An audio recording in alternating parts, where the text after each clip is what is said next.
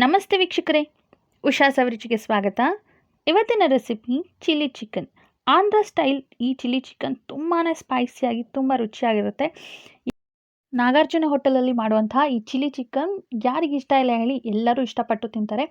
ಅದೇ ಚಿಲ್ಲಿ ಚಿಕನ್ನ ಇವತ್ತು ಮನೆಯಲ್ಲೇ ತುಂಬಾ ಈಸಿಯಾಗಿ ಮಾಡ್ಕೊಳ್ಬೋದು. ತುಂಬ ಸ್ಪೈಸಿಯಾಗಿ ಟೇಸ್ಟಿಯಾಗಿರುತ್ತೆ, ಹಾಗೆ ಬೇಗ ಕೂಡ ಮಾಡ್ಕೊಳ್ಬೋದು.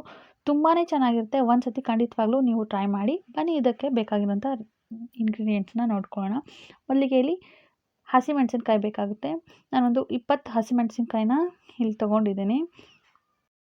ಈ ಹಸಿಮೆಣಸಿನ್ಕಾಯಿನ ನಾನು ಮಿಕ್ಸಿ ಜಾರ್ನಲ್ಲಿ ಹಾಕ್ಕೊಂಡು ತರ್ತರಿಯಾಗಿ ಪುಡಿ ಮಾಡ್ಕೊಳ್ತಾ ಇದ್ದೀನಿ.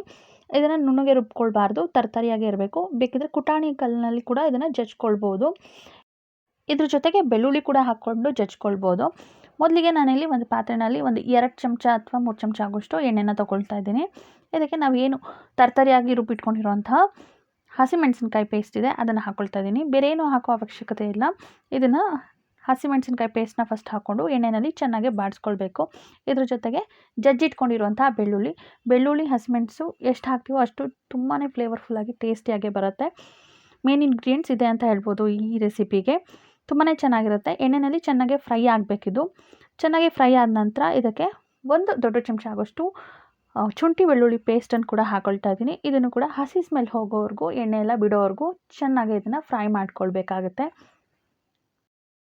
ಈ ರೆಸಿಪಿನ ತುಂಬಾ ಸ್ಪೀಡಾಗಿ ಮಾಡ್ಕೊಳ್ಬೋದು. ಈರುಳ್ಳಿ ಎಲ್ಲ ಹಚ್ಕೊಳ್ಬೇಕು ಅಥವಾ ತುಂಬ ಲಾಂಗ್ ಪ್ರೊಸೀಜರ್ ಅಂತ ಏನಿಲ್ಲ. ಫಟಾಫಟ್ ಅಂತ ಆಗೋಂಥ ರೆಸಿಪಿ. ಖಂಡಿತವಾಗ್ಲೂ ಒಂದು ಸತಿ ಟ್ರೈ ಮಾಡಿ. ನಾನಿಲ್ಲಿ ಚಿಕನನ್ನು ಹಾಕ್ಕೊಂಡಿದ್ದೀನಿ. ಚೆನ್ನಾಗಿ ಎಣ್ಣೆಯಲ್ಲಿ ಶುಂಠಿ ಬೆಳ್ಳುಳ್ಳಿ ಮತ್ತು ಹಸಿಮೆಣಸಿನ್ಕಾಯಿ ಎಲ್ಲ ಫ್ರೈ ಆದ ನಂತರ ಅದಕ್ಕೆ ಚಿಕನ್ ಹಾಕ್ಕೊಳ್ಬೇಕು. ಚಿಕನ್ ಹಾಕಿ ಒಂದು 2 ನಿಮಿಷ ಇದನ್ನು ಹಾಗೆ ಫ್ರೈ ಮಾಡ್ಕೋಬೇಕು. ಇದು ಕೂಡ ಎಣ್ಣೆಯಲ್ಲಿ ಚೆನ್ನಾಗಿ ಫ್ರೈ ಮಾಡ್ಕೊಂಡ ನಂತರ ಇದಕ್ಕೆ ಉಪ್ಪು ಮತ್ತು ಅರಿಶಿನ ಕೂಡ ಹಾಕ್ಕೊಳ್ಬೇಕಾಗತ್ತೆ. ಉಪ್ಪು ಮತ್ತು ಅರಿಶಿನ ಹಾಕಿದ ನಂತರ 2ರಿಂದ 3 ನಿಮಿಷ ಇದನ್ನು ಚೆನ್ನಾಗಿ ಎಣ್ಣೆಯಲ್ಲಿ ಫ್ರೈ ಮಾಡಬೇಕಾಗುತ್ತೆ. ತುಂಬ ಎಷ್ಟು ಫ್ರೈ ಮಾಡ್ತೀವೋ ಅಷ್ಟು ಟೇಸ್ಟ್ ಬರುತ್ತೆ ಈ ರೆಸಿಪಿಗೆ. ಸ್ವಲ್ಪ ಫ್ರೈ ಆಗಿದೆ ಅಂತ ಅಂದ ನಂತರ ಇದಕ್ಕೆ ನೀರನ್ನು ಹಾಕ್ಕೊಳ್ಬೇಕು. ನಾನಿಲ್ಲಿ ಆಲ್ರೆಡಿ ಹಸಿಮೆಣಸು ರುಬ್ಬಿದ್ನಲ್ಲ, ಅದಕ್ಕೇ ಸ್ವಲ್ಪ ನೀರನ್ನು ಹಾಕ್ಕೊಂಡು ಇದಕ್ಕೆ ಹಾಕ್ತಾಯಿದ್ದೀನಿ. ಒಂದು ಅಂದಾಜು ಒಂದು ಅರ್ಧ ಕಪ್ಪಷ್ಟು ನೀರನ್ನು ಹಾಕ್ಕೊಳ್ತಾ ಇದ್ದೀನಿ. ನೀರನ್ನು ಹಾಕಿ ಇದನ್ನು ಚೆನ್ನಾಗಿ ತಿರುಗಿಸ್ಬಿಟ್ಟು ಇದನ್ನು ಬೇಯೋದಕ್ಕೆ ಬಿಟ್ಬಿಡ್ಬೇಕು. ಈಗ ಒಂದು 5 ನಿಮಿಷ ಆಗಿದೆ ಇದನ್ನು ಬೇಯೋದಕ್ಕೆ ಇಟ್ಟು. ಚಿಕನ್ ಕೂಡ ತುಂಬ ಸಾಫ್ಟಾಗಿ ಚೆನ್ನಾಗಿ ಬೆಂದಿರುತ್ತೆ. ಈಗ 1 ಚಮಚ ಆಗೋಷ್ಟು ಸೋಯಾ ಸಾಸನ್ನು ಹಾಕ್ಕೊಳ್ತಾ ಇದ್ದೀನಿ. ಇದಕ್ಕೆ ಹಾಕಿಬಿಟ್ಟು ಒಂದು ಮಿಕ್ಸ್ ಮಾಡ್ಕೊಳ್ಳೋಣ. ಈಗ ಇದಕ್ಕೆ ಇನ್ನೊಂದು ಇಂಗ್ರೀಡಿಯೆಂಟ್ನ ಮಿಕ್ಸ್ ಮಾಡಬೇಕು. ಇಲ್ಲಿ 1 ಟೇಬಲ್ ಸ್ಪೂನ್ ಆಗೋಷ್ಟು ಕಾರ್ನ್ಫ್ಲೋರ್ನ ತೊಗೊಂಡಿದ್ದೀನಿ. ಅದಕ್ಕೆ ಒಂದು 2ರಿಂದ 3 ಚಮಚ ಆಗೋಷ್ಟು ನೀರನ್ನು ಹಾಕಿಬಿಟ್ಟು ಮಿಕ್ಸ್ ಮಾಡಿ ಇದನ್ನ ಸ್ಲರಿ ಅಂತ ಹೇಳ್ತಾರೆ, ಕಾರ್ನ್ಫ್ಲೋರ್ ಸ್ಲರಿನ ರೆಡಿ ಮಾಡ್ಕೋಬೇಕು. ಇದು ರೆಡಿ ಆದ ನಂತರ ಇದು ಕುದೀತಾ ಇರುವಂತಹ ಚಿಕನ್ಗೆ ಈ ಮಿಶ್ರಣನ ಹಾಕ್ಕೊಳ್ಬೇಕಾಗುತ್ತೆ. ಹಾಕ್ತಾ ಇದನ್ನು ತಿರುಗಿಸ್ಕೋಬೇಕು. ಒಂದು ಗಂಟಿಲ್ಲದೆ ರೀತಿ ಇದನ್ನು ಮಿಕ್ಸ್ ಮಾಡಿ ರೆಡಿ ಮಾಡಿ ಇಟ್ಕೋಬೇಕು.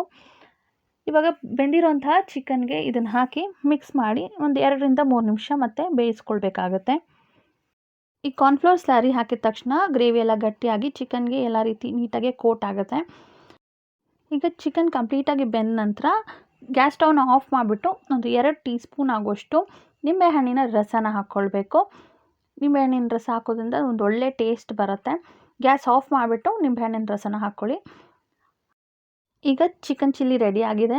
ಬಿಸಿ ಬಿಸಿ ಅನ್ನದ ಜೊತೆಗೆ ಅಥವಾ ಮುದ್ದೆ ಜೊತೆಗಾಗಲಿ, ಚಪಾತಿ, ರೊಟ್ಟಿ ಇಲ್ಲ ಸೈಡ್ ಡಿಶ್ ಆಗಿ ಹಾಗೆ ತಿನ್ನೋದಕ್ಕೂ ಕೂಡ ತುಂಬಾ ರುಚಿಯಾಗಿರುತ್ತೆ. ಒಂದು ಸತಿ ಖಂಡಿತವಾಗ್ಲೂ ಟ್ರೈ ಮಾಡಿ. ಹೇಗೆ ಬಂತು ಅಂತ ಕಮೆಂಟ್ ಮಾಡಿ ತಿಳಿಸೋದನ್ನು ಮರಿಬೇಡಿ. ಮತ್ತೆ ಸಿಗ್ತೀನಿ ಮತ್ತಷ್ಟು ಈಸಿ ಮತ್ತು ಇಂಟ್ರೆಸ್ಟಿಂಗ್ ರೆಸಿಪಿಯೊಂದಿಗೆ. Until then thanks for watching. ಧನ್ಯವಾದಗಳು.